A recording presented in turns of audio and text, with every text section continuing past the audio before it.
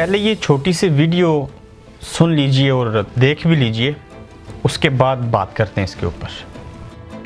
अभी यही general stand रखना है। सपोज अगर आपको नोटिस का जवाब भी देते हैं, उन्होंने कहा जी कि हमें तो मेरी बात सुनो ना, आप बेफिक्र ने अभी तक भी आपने सुना होगा वो हमसे ये उगलवाने की कोशिश करते हैं कि हम आपका नाम लें, लेकिन जैसे ही वो आपका नाम लेते हैं हम आगे से उनको ही इंसल्ट करते हैं।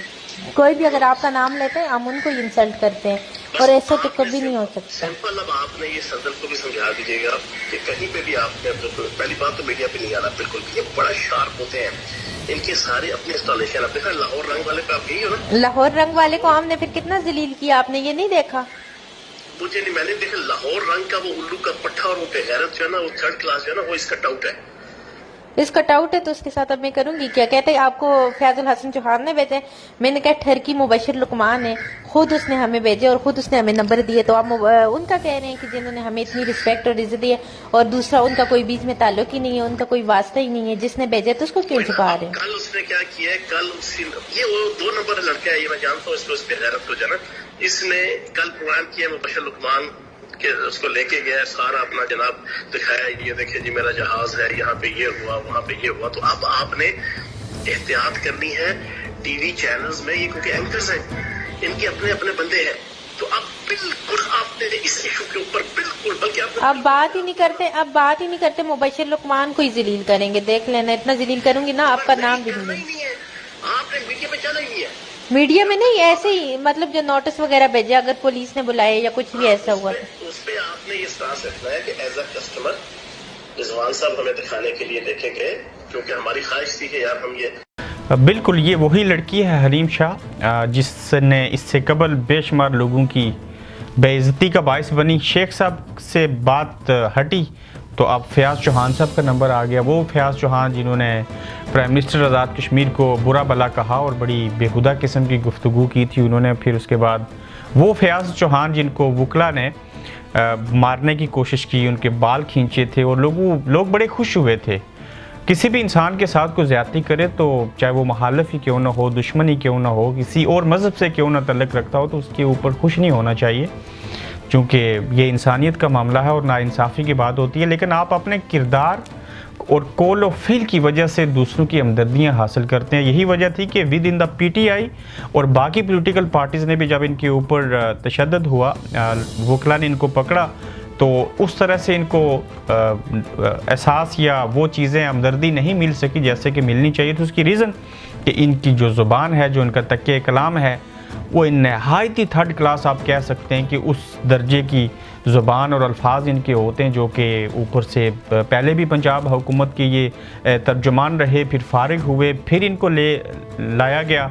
और मेरे ख्याल से मौजूदा दौर के अंदर ऐसे ही लोग कामयाब हैं जिसका नाम फयाज़ुल हसन चौहान है, जो बेतुकी बातें करें, जो गैर अखलाकी गुफ्तगू कर सकें, जो जैसे आपने अभी सुना कि मुबशिर लुकमान की तरफ खुद कहता है कि मेरे बारे में ऐसी चीज़ें नहीं करनी, और दूसरे उस लड़की को कह रहा है दूसरों के बारे में कि बिल्कुल वहाँ जाना नहीं, और ये बड़े शातिर लोग होते हैं। और उसने लफ्ज़ इस्तेमाल किया कि मुबशिर लुकमान समेत ये जो बाकी लोग हैं, ये जो एंकर्स होते हैं, बड़े बेगैरत किस्म के हैं, जबकि ख़ुद उसका अगर आप देखें तो वो उस लड़की के शर से बचने की कोशिश कर रहे हैं फयाज़ चौहान। लेकिन वो बेचारी तो नहीं कहूँगा, लेकिन उसके शर से कोई नहीं बच सकेगा। अगर आपने कुछ चीज़ें ऐसी की हैं जो आपके लिए आप डर, खौफ और बदनामी का बायस बन गई या बनने जा रही हैं, तो वहाँ पे आपके बचने के इम्कानात बिल्कुल 1% भी नहीं है। उसकी रीज़न कि इस लड़की का काम ही यही है, जिसको आपने अपने कुछ ने तो बेडरूम तक एक्सेस दी और कुछ ने अपने ऑफिस तक इसको बुलाया, आप लोगों का मशगला है। जैसे वो मदारी होता था ना, बांदर को नचाने वाला, आप लोग भी ये मदारियों वाले काम करते हैं। बेसिकली आप बन गए हमारी कौम के रहनुमा, हुक्मरान, लेकिन अब तक आपको समझ ये नहीं आई कि आप किस मनसब के ऊपर फाइज हैं। और बाज़ लोग कैसे भी होते हैं कि जो किसी भी कोई ओहदा हासिल करते हैं, तो उस टाइटल को लेके जब उस कुर्सी के ऊपर बैठते हैं, उस मनसब पे बैठते हैं, तो वो उसकी उसकी इज़्ज़त में मज़ीद इजाफा करते हैं, उस मनसब की इज़्ज़त का बायस बनते हैं। और बाज़ ऐसे होते हैं जब वो कोई ओहदा ले लें तो उसकी जो पहले से इज़्ज़त होती है, जो उस ओहदे का टाइटल होता है, उसको आप बेइज़्ज़त करके छोड़ते हैं। जैसे कि फयाज़ चौहान जैसे लोग हैं जिनका अंदाज़ गुफ्तगू ऐसा है, जिनको बात करते हुए ये समझ नहीं आती कि लड़की के सामने किस तरह से बात करनी है, किसको मिलना है, किसको नहीं मिलना। जितना भी देखें, चाहे उन्होंने किसी को कहा हो हलवा और जलवा, चाहे उस तरह से बातें की हों, ये उस तरह के लोग करते हैं माशरे के अंदर जो बिगड़े हुए नौजवान होते हैं, जिनकी तरबियत करने वाले उनके वालिदैन शायद वो छोटी उम्र में होते हैं, तो वो दुनिया से चल बसते हैं। चाहे वो उस ऐसे माशरे में परवान चढ़ते हैं जहाँ पे कोई भी शख्स अच्छा नहीं होता। आप देखें, तर्जमान तो आप हैं पंजाब गवर्नमेंट के, लेकिन आप ज़ाती हैसियत में भी आप इनकी जितनी बातें देख लें, जब भी टीवी के साथ बैठे एंकरों के साथ बदतमीज़ी, कहने का मतलब कि उस दिन भी बात की थी इस लड़की के ऊपर, उसकी सिर्फ यही रीज़न थी कि इस लड़की को मैं कसूरवार नहीं समझता। मेरे ख्याल से जो कसूरवार लोग हैं वो ऐसे शेख रशीद साहब जैसे, फयाजुल हसन चौहान जैसे लोग, जिन्होंने इसको बुलाया अपने ऑफिस के अंदर, अपने घरों के अंदर, और आज उसकी वो सज़ा भुगत रहे हैं। और वो कहते हैं ना, जो बोएंगे वही काटेंगे, वही चीज़ें इनके साथ हो रही हैं। लेकिन जिस तरह से फयाजुल हसन चौहान और ये लड़की आपस में एक दूसरे से बात कर रहे थे, और जिन चीज़ों को हमारे नौजवान, हमारी बहनें, लड़कियां, लड़के सुनते हैं, ये क्या इम्पैक्ट डालते हैं हम अपने माशरे के ऊपर, बिल्कुल बुरा इम्पैक्ट होता है। इसके नेगेटिव असरात होते हैं सोसाइटी।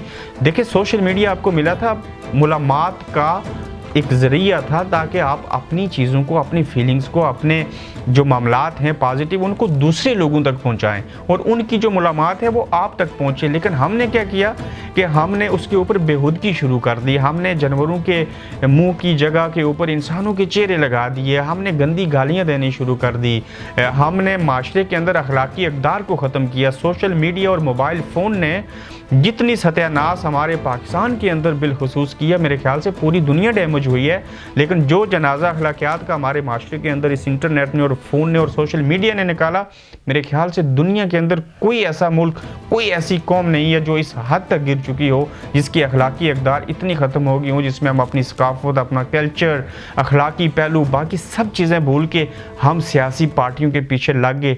हमने अपनी तरजीहात को छोड़ दिया। हमें ये भी याद नहीं रहा कि हम इस्लामी जमहूरिया पाकिस्तान के लिए हमें क्या करना चाहिए, बतौर मुसलमान कैसे रहना चाहिए। सब चीज़ों का सत्यानाश हो गया। और इसके ऊपर बात करने की रीज़न कि इस तरह के लवाज़मात, इस तरह के हक़ाइक़, इस तरह की वीडियो जब हम देखते हैं तो तब इदराक होता है कि हमारी सोसाइटी कहाँ पे जा रही है। मानता हूँ सब लोगों को बुरा इम्पैक्ट पड़ा है, हर जनरेशन को, हर मुल्क के अंदर, लेकिन जो काम हम लोगों ने जिस तरह से उल्टा इस्तेमाल किया है इस डिजिटल मीडिया का, इस सोशल मीडिया का, मेरे ख्याल से इतनी वर्स नेशन कोई कौम दुनिया के अंदर नहीं है। तो तनकीद करें ऐसी चीज़ों के ऊपर, सारी चीज़ें हों, लेकिन इस तरह की हरकतों को देख के जब आप हमें अपने सामने बोलता हुआ देखते हैं तो मैं पॉजिटिव में ये कहता हूँ कि हमें ऐसी चीज़ों से सबक सीखना चाहिए। इज़्ज़त से आगे कोई चीज़ नहीं होती। वहाँ पे कोई पैसा, कोई इमारत, कोई कोठी, कोई बंगले, कोई काम नहीं देते। जब तक आपकी सेल्फ़ रिस्पेक्ट नहीं होगी, जब तक आप दूसरे की इज़्ज़त नहीं करेंगे, कोई आपकी इज़्ज़त नहीं करेगा। और आज के दौर में जिसका नाम फेसबुक, जितने भी बाकी टाइटल हैं, टिकटॉक है, इंस्टाग्राम है, ट्विटर है, फेसबुक का एक मैं एग्जांपल आपको दे देता हूँ कि उसके ऊपर मैं ज़ाती तौर पे अगर किसी शख्स को जानना हो तो मैं उससे बात करने से पहले, उसके साथ बैठने से पहले, उसके साथ सफ़र करने से पहले, उसके साथ खाना खाने से पहले मैं जाके उसकी प्रोफाइल देखता हूँ, ये कौन है। प्रोफाइल भले उसने गलत लिखी हो, बाद ने तो लिखा होता है I am working at the Facebook, या फेसबुक ऐप के ऊपर मैं काम कर रहा हूँ। इतना भी सेंस नहीं होता लोगों को, वो है। और चीज़, मैं उसकी वीडियो और उसकी पोस्ट और उसकी फ़ोटो और बाकी चीज़ें और उसके कमेंट देखता हूँ कि ये बंदा क्या लगाता है अपनी फेसबुक वॉल के ऊपर। जब मैं थोड़ी सी चंद चीज़ें उसकी देख लूँ तो उसके बाद मैं समझ जाता हूँ कि इस इंसान को मिलने से पहले मुझे पता चल गया कि ये उसका असल फेज़ है, उसकी सोच क्या है, उसकी हॉबीज़ क्या है, वो करता क्या है, उसका अखलाक किस लेवल का है। तो मैं एक फेसबुक से इंसान को पहचाना जा सकता है। कहने का मतलब ये सोशल मीडिया अच्छी चीज़ भी है, ये बुरी चीज़ भी है। बुरी इस एतबार से है कि हम जो जो चीज़ें इसके ऊपर लगाएंगे, जो जो कुछ करके जाएंगे, ये हमारा पीछा नहीं छोड़ेंगी। तो लिहाजा हमें चाहिए कि हम वो काम करें, उस तरह की चीज़ें करें जिनसे हमारी हौसला अफजाई और इज़्ज़त का बायस बने, अपने लिए भी और फैमिली के लिए भी। अपना ख्याल रखें। इजाज़त चाहूँगा। अल्लाह हाफ़िज़।